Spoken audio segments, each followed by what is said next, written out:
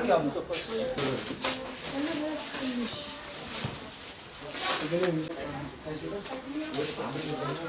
İki tane bak.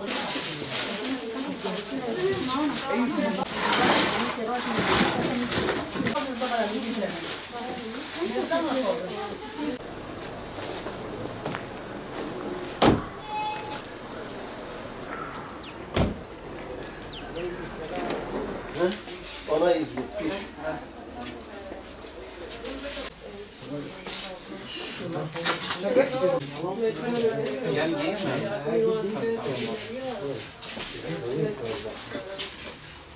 Milletimizin ve hepimizin başı sağ olsun. Rabbim bu musibeti hayırla, selametli bir şekilde üzerimizden kaldırmayı nasip etsin. Tabii büyük bir afet ve büyük bir musibet. Bu musibeti ancak el birliğiyle, beraber dayanışmayla kaldırılabilir bu acı dindirme konusunda. Allah Resulü'nün bir hadisi şerifi vardır. Onu tabii ki kendimize şiar edilmesi gerektiğini düşünüyoruz.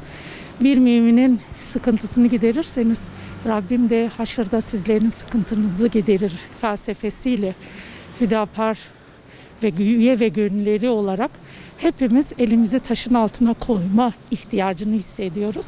Depremin ilk saatinden şu ana kadar üye ve gönülleri olarak hepimiz sahadayız. Rabbime hamdü senalar olsun. Hem deprem bölgelerinde hem deprem bölgesinden gelmiş vatandaşlarımıza el birliğiyle yaralarını sarma çabasındayız. Şu anda bugün de Malatya'dan gelen kardeşlerimizi Umutder'e getirip ihtiyaç kıyafetlerini giderme konusunda bir etkinlikteyiz.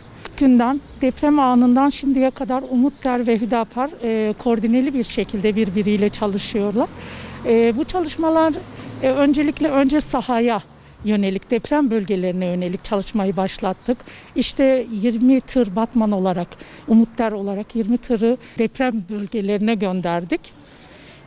Şu anda da o sahadan depremzedelerin gelen, burada bulunan işte yurtlarda, otellerde veya yakınlarına barınmış kişileri tespit ediyoruz.